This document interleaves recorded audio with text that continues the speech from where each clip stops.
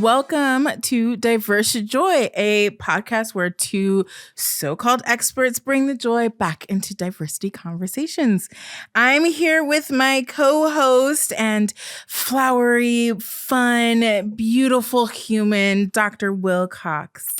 And I'm here with my wickedly brilliant, festive, and hilarious co-host, Dr. Amber Nelson. That's right. Well, we always like to start off our episodes with joy. Yes. So, Amber, what is bringing you joy this hot July summer month? These summer months, I always get excited about vacations. And for our viewers, the ones that can watch us, we are both wearing kind of Hawaiian inspired outfits. And so, yeah, vacations. And for me, it's going to Hawaii. I love Hawaii so much. My best friend lives on Oahu. We've been friends for 20 years now, as of this episode. And it's a place where I feel like my best self. Like I recognize that I'm on vacation mode, so that I'm sure, helps feeling great because I don't have a whole lot of responsibilities. But there's something so beautiful about being on an island. I love water. I have a very spiritual connection to water, and being on an island where I'm surrounded by it, I can get to it. I can get to the beach at any moment of time. It's incredibly grounding to me. There's something about the Hawaiian culture and like just kind of aloha spirit that feels I'm really connected to. The pace of life, the people are lovely, Absolutely. And I also feel connected as a big bone person that like they also just really embrace me. We got a lot of big bodies in Hawaii. Folks in Hawaii. I love that. I love them. Often when I'm there, folks think that I'm Samoan when I'm there. Like I don't think of myself as like racially ambiguous, but when I'm in Hawaii, a lot of folks think I'm Samoan, and I just feel very, very connected to the culture, the space, and again, just the idea of relaxing and being near water and beaches. And yeah, Hawaii has a very, very special place in my heart. And obviously I get to see my bestie, so that always and her family, which makes it just that much more special. Awesome. Well, I appreciate that with Hawaii being my cultural heritage and all of that. And my family, my cousins and auntie there have a lovely house. And I have, I think currently I have like 12 cousins. Oh, wow. And, our Hawaiian ancestors are from the Big Island, Waipio Valley.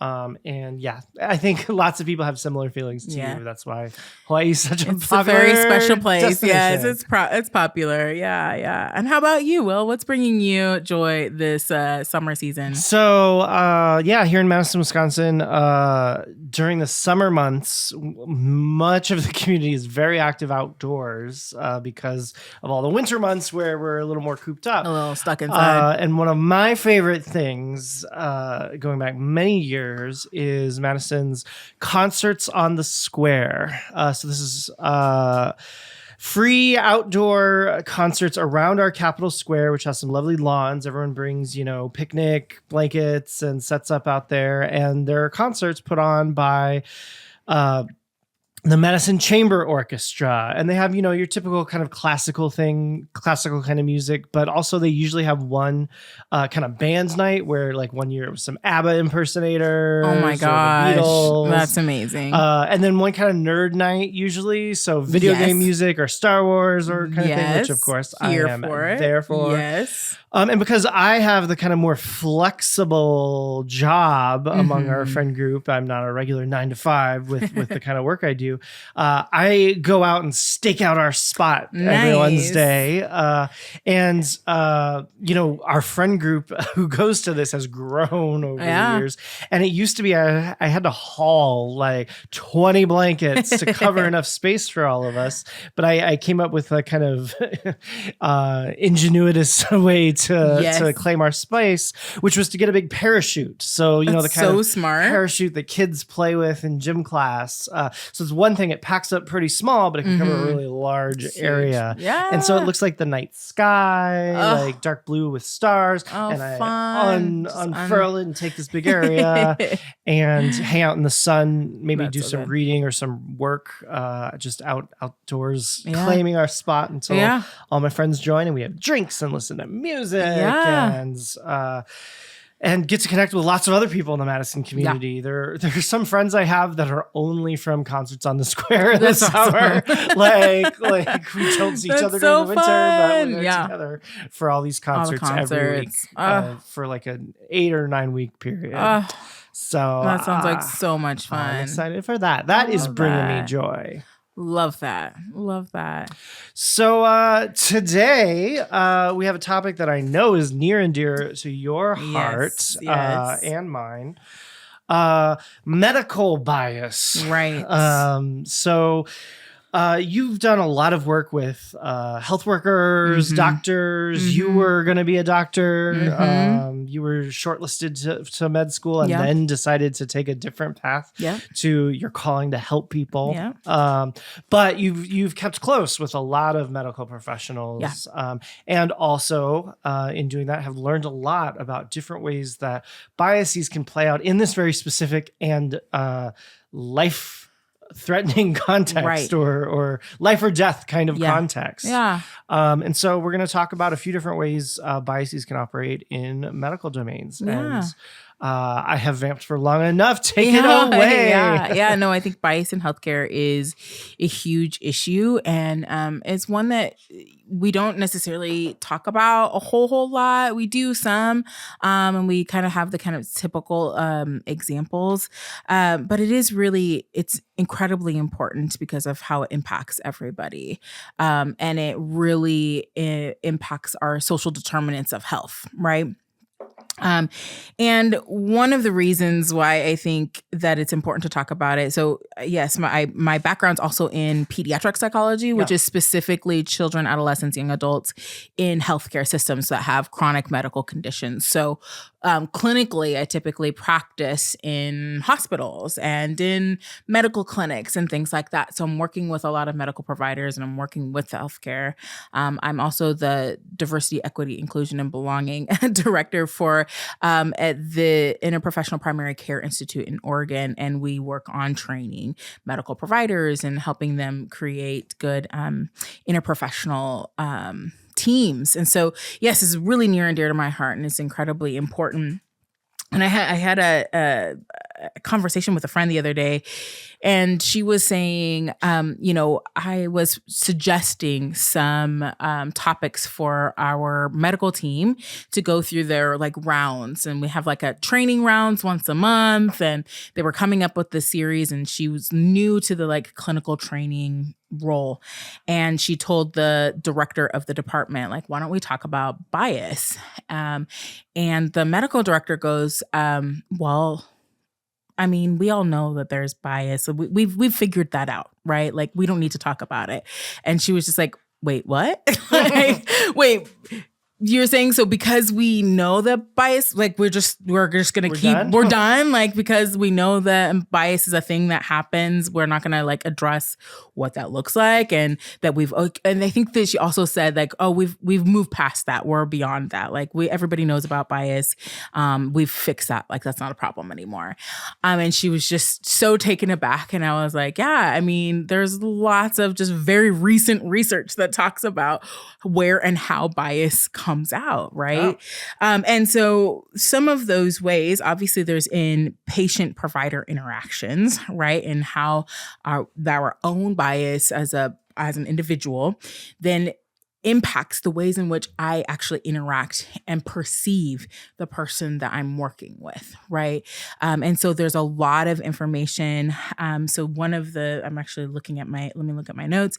A study from 2019 found that more than 80% of medical students had an implicit bias against lesbian and gay people, which then led to inordinate numbers of higher rates of things like anal cancer, cardiovascular disease, asthma, substance misuse, obesity, obesity, suicide, things like this, because there's this like internal bias towards a certain person, and it changes how that provider interacts with them. Another example is pain comes out in like our perceptions of pain, how it's labeled. It's one of the biggest ones. It tends to, it's pain across the board. One ways that it comes out is a gender bias. Men that perceive in medical settings that have chronic pain, the medical students, and I'm gonna mess up the stat. I'll have to look at it and we can add it in. But the majority of folks, they viewed men that had chronic pain as more positive. They were stoic and strong. But women who presented with chronic pain were perceived as emotional and labile and got less medication than men did, because they were seen as they were really pushing through. Gender stereotypic ways. Exactly. And if they were asking for support around their pain, then they must really need it. So it operationalized as very different ways of approaching how they were treating, right? So their own perceptions then impacts not only the patient interaction, but even treatment plans, right? And we see the same thing with race, seeing or interpreting pain differently in Black and brown patients. And then added to that, stereotypes that say that Black and brown people are more likely to be drug seeking. Right, which leads to lower likelihood of prescribing pain medication, or as much pain medication, or as good of a pain medication if they think there's a higher risk of abuse. Absolutely. Often informed just by skin color, race, 100%. And stereotypes. Yes, that's a huge one. And there are two, when it comes to race, there are two parts that interplay in that. There is this like idea that Black and brown people are med seeking, so I'm not going to give them the same, treatment. But there's also this other one is around, Black women are strong, and capable. Three, I would say. The third piece of that is also grounded in this old perception that was started and perpetuated through like the eugenics process, that and to kind of justify like slavery and to justify experimentation on Black folks, is that, Black folks have high pain tolerance and thicker skin, and all of these misconceptions that were created back then that continue to perpetuate today. Go ahead. Yeah. And speaking of skin, it even goes beyond the doctor's perceptions to actual medical equipment. Yes. Yeah. So and with medical equipment, one most prominent example is the pulse ox. And this was that's short for pulse oxygen. Pulse oximeter. Oximeter, which measures your like oxygen intake in your blood flow. Yeah. And so this is a major device. It's used all the time. But how it works is through like light emissions. And what they found was that those that have darker skin have it doesn't absorb the same way. And so it shows same light wavelengths. Right. And so because of that, and excuse us because neither one of us are medical doctors or use the equipment. Yeah. But essentially those that have darker skin show that they have better oxygen saturation than they actually do, because it misreads it.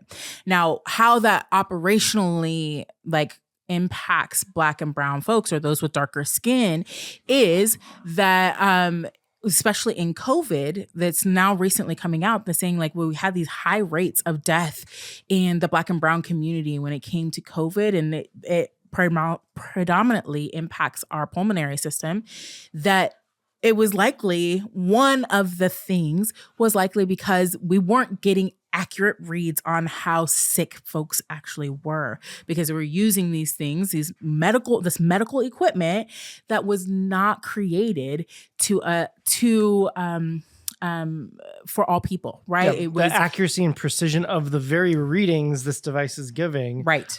is lower if it's a person of color. If they Absolutely. have melanin in their skin, it doesn't work right. Right. Yeah, it doesn't work right when then it operationalizes into these ways that are extremely harmful, life and death for folks of color. So again, there's a patient perception, and the private provider patient interaction. There's the ways in which treatment plans are created. And then there's even like the medical equipment, right? There's bias built into our medical equipment.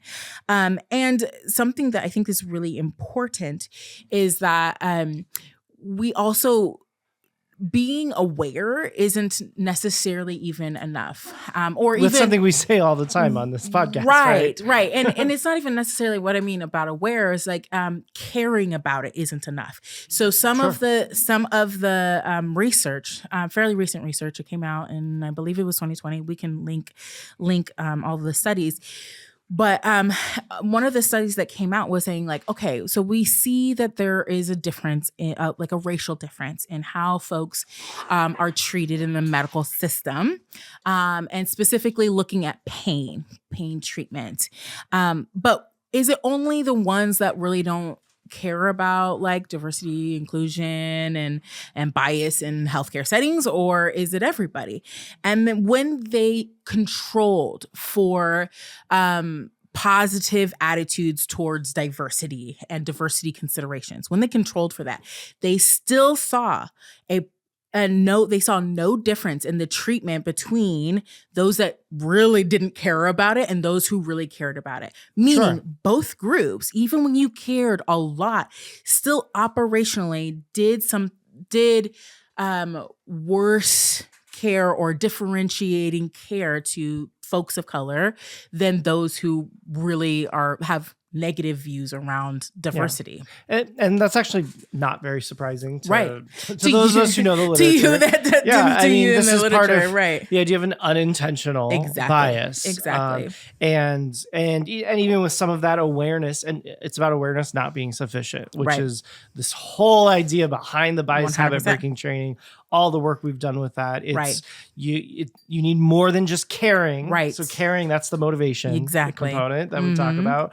Knowing about biases, that's the awareness component. Right. You also need those tools and the effort. You need to be actively working on these things over time and have tools that are going to be effective at counteracting those biases. So, that's a pattern we see in so many fields, not just medicine.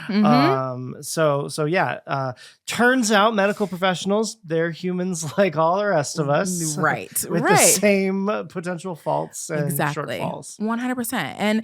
And again, I like the study because again, it centers what the literature already says, but specifically in healthcare systems. And if you're trying to convince medical professionals, like we have to do something a little bit different, because it also reminds us that like our system was set up. Well, again, we even see that it's coming out in how our equipment works, what the baseline is, how we physically measure health and wellness was not created the same for everybody. It wasn't tested to make sure that everybody would get the right kind of treatment. And this is something that we talk about in the context. So through a lot of my work with the NIH, the National Institutes of Health here in the US, they really care about scientific workforce diversity. Right. And I'm just thinking of the pulse ox machine, meter, whatever, being invented. Right.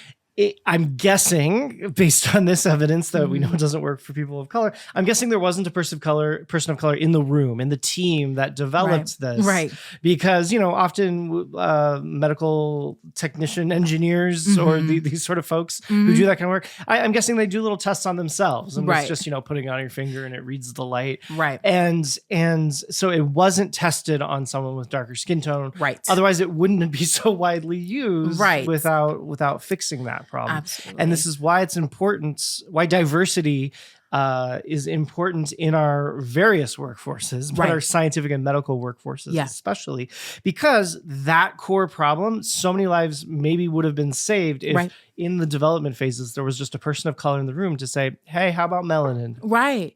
Well, and along with that, we talked a little bit about in our last episode about not putting all the burden on the folks of color or the group.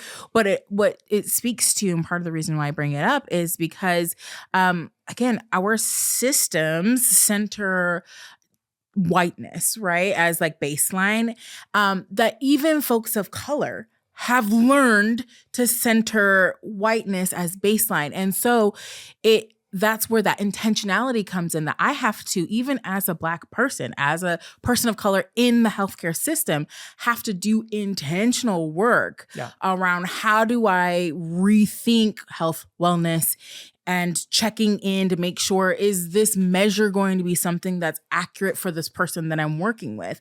And, I use this term kind of tongue in cheek, but we'll say oftentimes like not all skin folk are kinfolk, meaning like just because you're a person of color does not mean that you inherently know how to center Black health or how to address racial disparities. You actually have to still do the intentional work, because the way in which you learned medicine was centered in whiteness, right? And so you still have to do that work, even if you were in the room. Like, it might not have occurred to you in that moment, because we have to do a lot of intentional work and overcoming kind of our own internalized biases, anti-Blackness in, how we understand what medicine is. Sure, absolutely. I'm reminded we're going to have story time in a little bit, but even before we get there, I have a kind of doctor story that relates to this kind of medical bias. So I do some work collaborating with some wonderful researchers at a major hospital in Canada.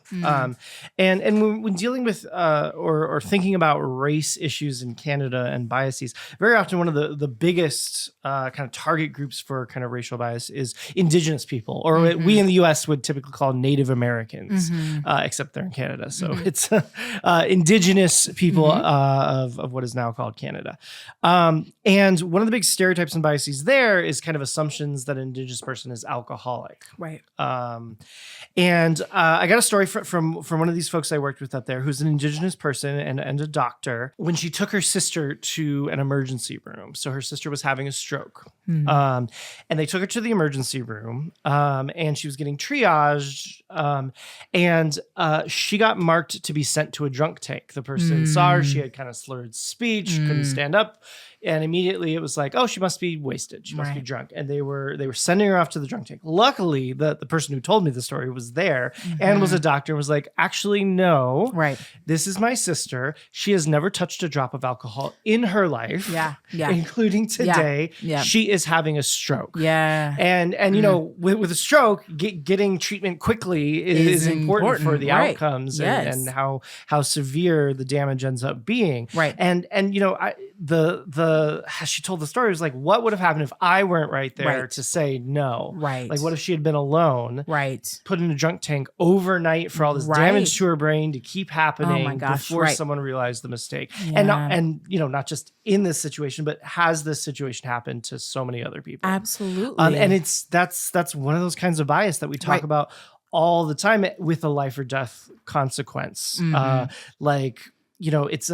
because the person was Indigenous, there's just that bit more of a likelihood that the stereotype of the drunk Native person determines an outcome that could have been very consequential. And luckily, the doctor's sister, the person the story was about, ended up being fine, got the treatment she needed, and it had a happy ending. Well, that's good. But it showcases these kinds of biases in medicine. Well, and there's a lot of research on the stereotype activation, right? In those situations, and I'm gonna go back to the pain for a second. And some of the most recent research, and I think it was in 2020, was talking about active stereotype activation and pain rating. So if somebody comes in and is identified in a marginalized group, specifically a racial ethnic group, if they come in with severe pain, the higher their pain rating, the more likely stereotype activation is is Oh yeah. happens, right? Occurs with the medical provider. Occurs more strongly. Yeah. Exactly. Occurs more strongly. And then the less amount of like treatment somebody actually gets. So the more conservative they are, The more they assume the person is drug seeking. The more they assume that they're drug seeking, the more and so the worse outcomes and the worse care that they get. Because they're saying this person's over exaggerating their pain so they can get drugs. They're just they're being histrionic. And then they're trying to get medication. And the problem is real extreme pain. There's no alternative because that's the thing. Yeah. So many serious issues. Yes. We might need to do a second episode on this because I know there's a lot more. But right now, we need to take a break. I'm getting the signal from our producer, but we will be back in just a moment. Great. All right. Welcome back from the break. We're going to go into story time. But before we do, I just wanted to make sure it was really clear what we were talking about with the pulse ox. So essentially, the device isn't calibrated for darker skin, which is why it can end up being biased against those with darker skin tones. And so the pigmentation of the skin actually affects how the light is absorbed by the sensor, leading to flawed oxygen readings, which I think we basically said, but I just wanted to make it really clear as to why. So the darker the skin, the more light is absorbed, which is then essentially saying that there is more oxygen in the blood than there actually is. With that though, let's go to story time. Will has a couple of stories with us, for us. And actually they happen to relate to healthcare systems. Yes. So I feel like most, members of historically stigmatized groups have some kind of story about some doctor, some nurse at some point, who expressed bias towards them. Or made an assumption, what have you. And I have one to share. So many moons ago, when I was an undergrad, I was actually dating a nurse at the time. And I got a sore throat. Common enough ailments. Right. It might have been strep throat or whatever. And so went into a doctor to get tested and treatment. And just in explaining what was going on with me, I mentioned, my boyfriend, who's a nurse, said, it might be strep throat. And that's part of why I'm coming to see the doctor right away. And you could just see the doctor react when I said boyfriend, like kind of what he's a boyfriend. Wait a minute, that changes everything. He was like boyfriend, and he was like, well, you should get an AIDS test. Like he almost tripped over the words, like I just did, like into AIDS test. And I was kind of like, wait, what? I was like, okay, and just was like, fine. Just make sure there's a strep throat. Can we also make sure that too? And whatever. And I did not come back HIV positive. Right. But when I came back and was getting the prescription for the strep throat, which is what it was, I kind of mentioned it to the nurse. I was like, that felt wrong to me. And this is another common experience I know many people of color have had, many other LGBT folks have. She kind of doubled down on the kind of bias. She was like, well, that's a natural question. It would be normal for you to get tested. And I had my wits more about me at that point. I wasn't yet, a PhD and all this, but I knew something. I was like, wait, no. Yeah. All I said was boyfriend. Right. He did not follow it up with, are you sexually active? Are you sexually active? Exactly. For all he knew, I was a virgin, or when I am sexually active, what kind of practices. Right. And HIV and AIDS, there's something that, especially back then, I don't want to date myself, but it was a while ago. Especially back then, having an HIV status, this is before the Affordable Care Act and Obamacare, became a pre-existing condition that could have so many kinds of consequences just because you were HIV positive for your health insurance and other things and discriminatory outcomes that can happen because of being HIV positive. Right. And so they're should have been more of a conversation. Yep. And years later, I told this story as an example of kind of medical bias with a colleague of mine who was a medical doctor. And she was like, oh, well, of course, like defending the medical establishment. I was like, no. Like, on now. maybe, like possibly, maybe, but at least with the question of sexual Are activity. you sexually and active? And that jumping the gun to an assumption is so much of what we talk about as like these kinds of biases. Right. And it impacted me. It hurt and made me feel marginalized and all the kind of stuff that we talk about on this podcast. Absolutely. Especially during our negative stories. Right. Well, and you're right. The stereotype activation, right, that happens in that moment specifically is obviously was AIDS in that specific one, but also this idea that because you're gay, you're also hypersexual, right? Yeah. That this hypersexualization of queer folks and those in the LGBTQ plus community. And so again, like you said, they didn't even ask. Like it's an appropriate question, from a medical standpoint, perhaps, but there has to be some steps first, right? Like, why would somebody need an AIDS test if they are not sexually active, right? If they're not, like, those aren't things. And I know there's an escalation to get to that. There's an escalation. Well, so that I would like to ask a point of clarification. Yeah. The doctor literally was like, an AIDS test, not an HIV test. As I described it, which was also part of it. It's not even called an AIDS test, to clarify for the listeners if you're not following. Like you have full blown AIDS, and there are all these contextual things or being there and like seeing his facial expression, his sudden body language towards me, a visceral reaction this doctor had to me that then changed. And it was just like and like recoiling from me, like the audio listeners can't see my body language, but recoiling. Like kind of like AIDS test, it's a jolt, and. Yeah. And I know, and I've worked with lots of medical professionals, and I know that often when we're talking about like sexual activity or drug use or things, that you always assume that people are lying, but you still ask the question. There's still protocol to like get to this point. And I think that that's really important. And again, the visceral reaction and kind of response. Or like, again, there could have been build-up questions, but also asked if I had an HIV test recently, which, I mean, not that everyone needs to know my whole sexual history, but actually with that partner, with that boyfriend, we used protection 100% of the time, no exceptions. Yeah. And I had an HIV test like before we got together. So there was literally no chance. Right. It was not likely. But I was in that situation. I was like, I need a prescription for my strep throat. So I'm going to take whatever test you want. Right. It's back to that, when we had the size bias one, right? It's the broken finger syndrome, right? Yes. And we talk about that. I talk about that with my students when it comes to therapy treatment. Just because somebody is gay coming into therapy doesn't mean that all their problems are because they're gay, right? Like, so just because you're coming in and you're like, I'm pretty sure I have strep throat, doesn't mean like, oh, we better check you for AIDS, right? Like it's that broken finger, quote unquote, syndrome again, all over again. Yeah.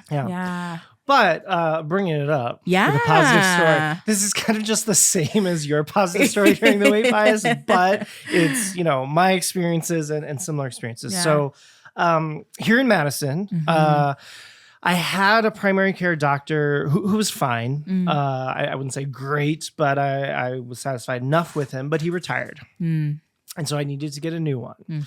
And I was looking around, and like, LGBT health is not really a specialization that's easy to find when you're looking for a primary care physician. Particularly in certain parts of the country. Yeah. But as I was looking through the possible primary care physicians, there was a younger physician. Well, younger, I say she's around our age. Right. We're young. We're young and hip. Yes. And I'm estimating her age based on appearance. What do I really know? But One of her specializations was women's health, Mm-hmm. and someone who knows a lot about medical training, and in my graduate school, I took some classes that overlapped with some med students who went out of their regular training to take women's health specified things, as I did in my training, because I care about women's issues a lot. I was like, I think a doctor who's trained in women's health to have more patient-centered care, less of the medical model, and I think would probably just kind of have a higher likelihood of being good on LGBT stuff.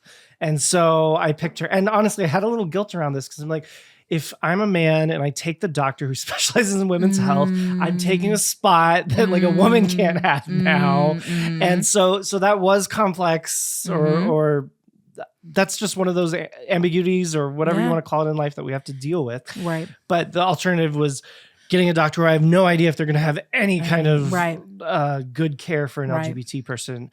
And she has just been the best, most fantastic doctor I have ever had.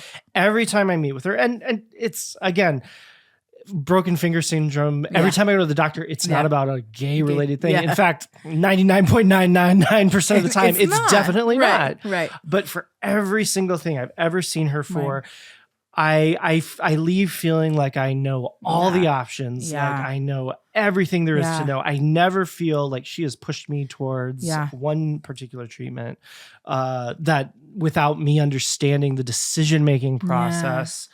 I think she believes me. I feel accepted. And the one or two times I have talked about something that was somehow gay related, full acceptance, full just wonderful care.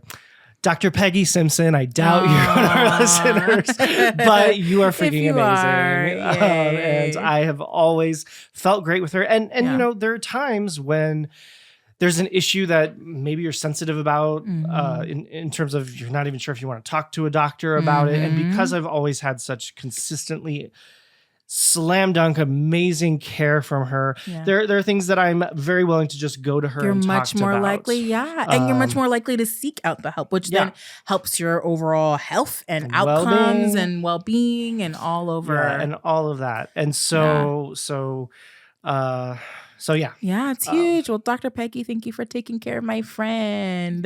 She's so the best. good. That's fantastic. Well, thank you for sharing those stories, Will. And I think they're really great examples, again, of how we're treated, how folks are treated in healthcare systems, how bias can really impact our care, and how we can kind of combat that, how we can really make sure that as providers, as patients, as people, how we can address it differently in those systems. But another part of our podcast that we do is we like to do our question, a question from the audience. So our question.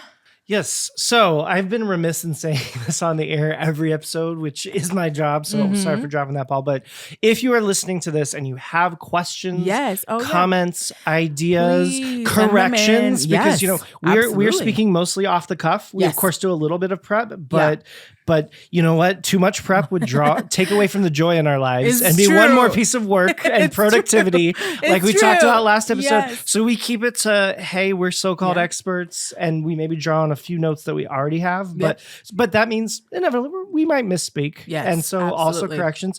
All of that you can give to us at diversejoy.com, and we welcome it. Absolutely. Also, if you just love the show, you should tell us. You can tell us too. We like that. Keep us motivated to make more and more and more. Yes. But anyway, so audience questions, or as we've said before, sometimes we pull these questions from other audiences we have when we've been teaching or doing bias trainings or whatever.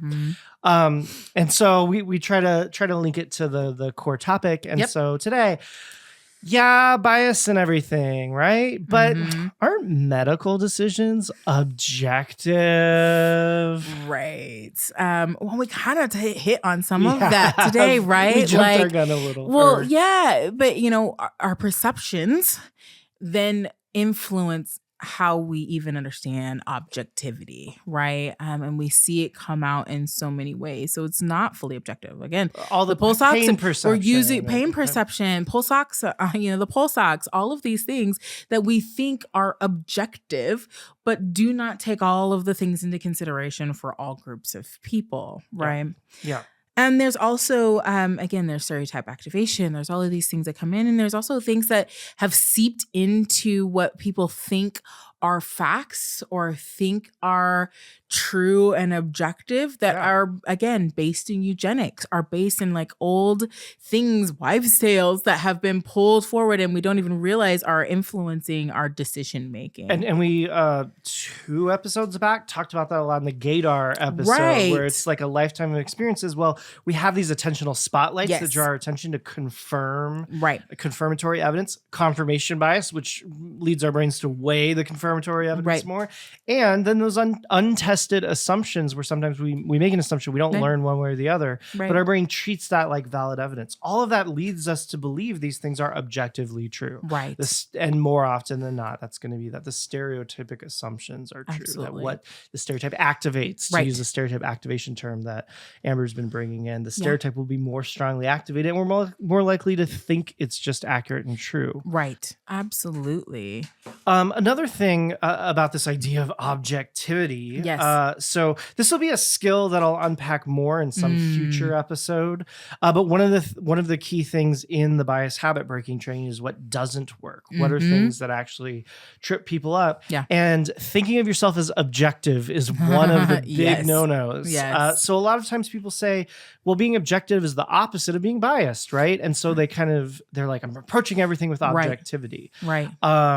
Well, we're not always objective, as Amber already said. So I'm kind of just repeating there. But when we think of ourselves as objective a little too much, we tend to go with whatever gets activated in our mind. That's stereotype activation. Because if you're an objective person, well, what pops into your head, those are objective thoughts, right? And so people tend to question them less. I always encourage people to think of objectivity as something to constantly be striving towards, but never think that you've achieved it. Kind of like how we say we're so-called experts. Right, exactly. This expertise, it's something that we strive for, but there's always going to be more to learn because we can't know every perspective of every person and intersectional identity in the world. Exactly.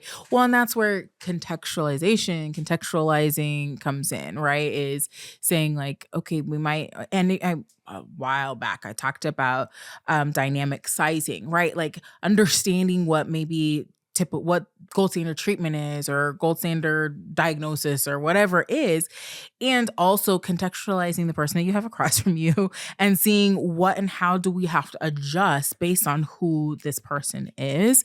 And that allows there to be some quote unquote objective measures while also individualizing to the person across from you.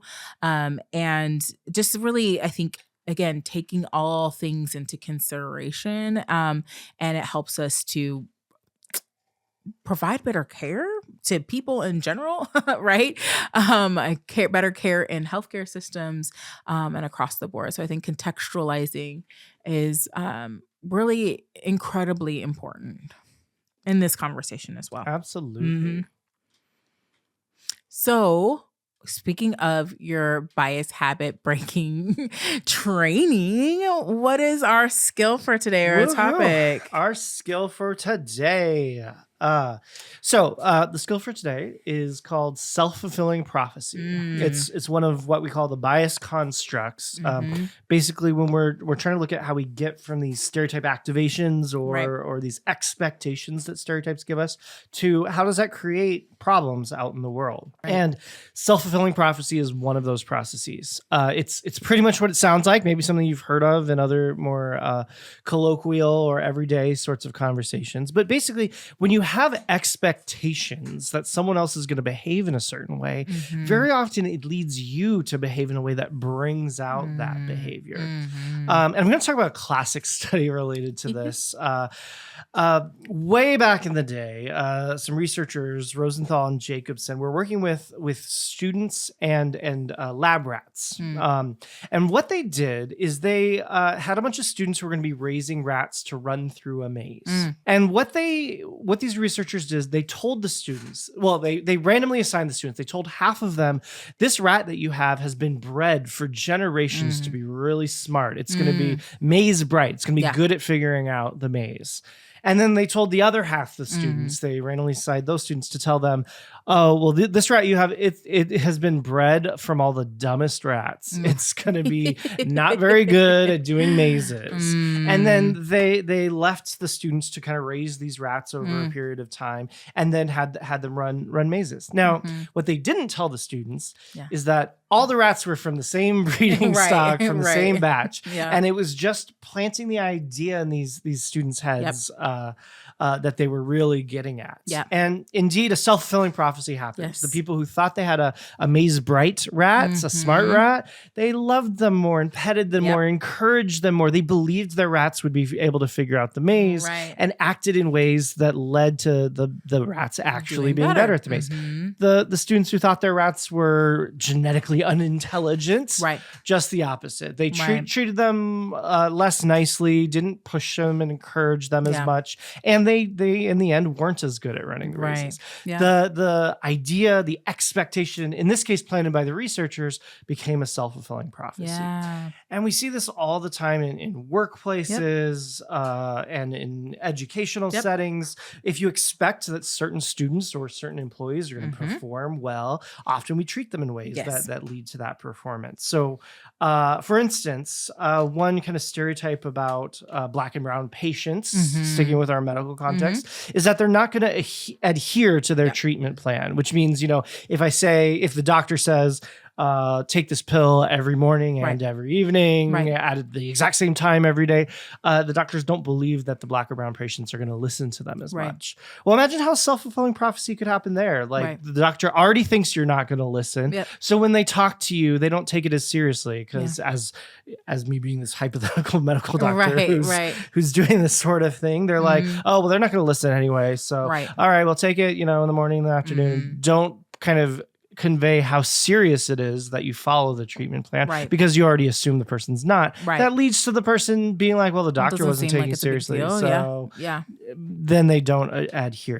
The doctor's behavior created the outcome that they were already expecting from self-fulfilling prophecy. Absolutely. Well, we see this in a few ways, but along with the rat study, there was a similar study done with teachers and students, telling the teachers these are students that are identified as ones that are going to be they're going to be really bright. They're going to be bloomers. The bloomers. The bloomers. And these identified students are going to be ones that maybe struggled a little bit more. And the ones that were identified as bloomers, they saw there was all these other justifications for when they didn't do well. And they gave them more attention and gave them more time. Like, well, let's think through this, They pushed them more and encouraged them more when they were struggling. Exactly. And so we see this kind of, again, positive and negative ways in which that can come out. Living up to heightened expectations or living down to lowered expectations. And again, we see it reactionary when it comes to like behavioral modification and things like that and behaviors. We often, from a behavioral perspective, we see like extension bursts. So we're like things like when you're working on behaviors with kiddos, and you have these self-fulfilling prophecies when it's not specifically an extension burst. So excuse me.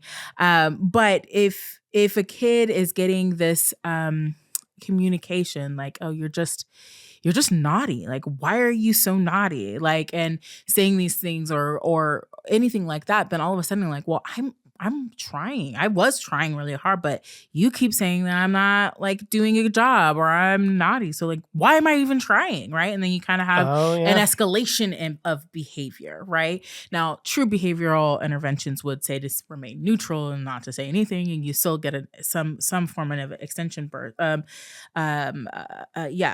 Burst. But, what we see again, those self-fulfilling prophecies is the more that you're saying or kind of portraying or interacting with somebody as, well, you're just not meeting expectations. You're not here. You're not that. Then it's like, well, why am I even trying? If you want to see naughty, I'll show you naughty, right? Like, I'll show you this. And there's, whether it's cognizant or not, we kind of will see folks or kiddos and people kind of going into this, like, you think that I'm a criminal, like, why am I even trying not to be? Like, Absolutely. there's something easier about doing it this way. Or I also think about people with like social anxiety. Yeah. Or depression. Mhm. Like, no one wants to hang out with me. Yeah. And so they don't return phone calls. Right. They're doing things that make people Yeah. not hang out with them. You're like, and and they're that, like, well, every time I well, ask them, they say no. So why am I gonna ask Yeah. them anymore? And then they're like, well, nobody cares about me. Nobody wants to hang out with me. Nobody calls me. Yeah, absolutely, absolutely. And again, it goes back to that the bidirectional relationships, right? I feel like we need a tally. I know. Like How many times does Amber say bidirectional? Awesome.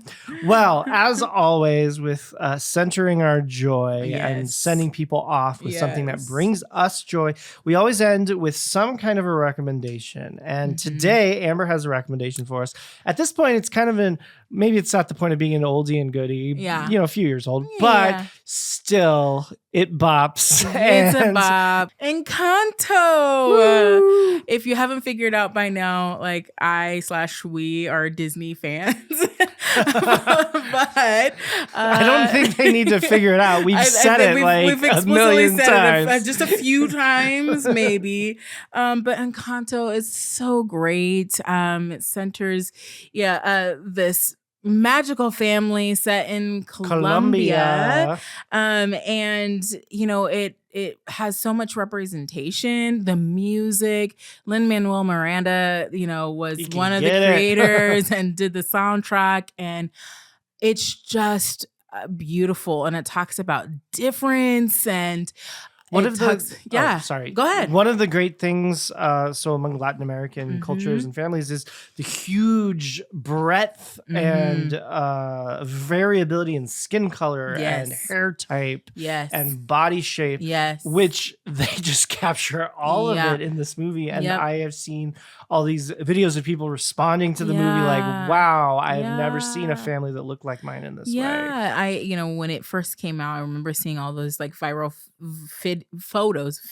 videos, my brain, videos, vines, videos, photos, Whatever those kids are into the these things that days. the youths are into, but all TikToks, all these things, Facebook Reels. Facebook Reels, Instagram Reels, I don't know, stories, but these images of these kids standing next to the TV and like, oh my gosh, like they look like me, and it's just it's so beautiful. You're right, color representation, kind of like Afro-Latina, and like these different ways in which one can be even within one family, having within that one spectrum. family. Absolutely. So it is a great story. It is a beautiful and the hero, I won't spoil it, but it's just it's a great story. It's a family story. It's got great representation, the music, the soundtrack, like I listen to it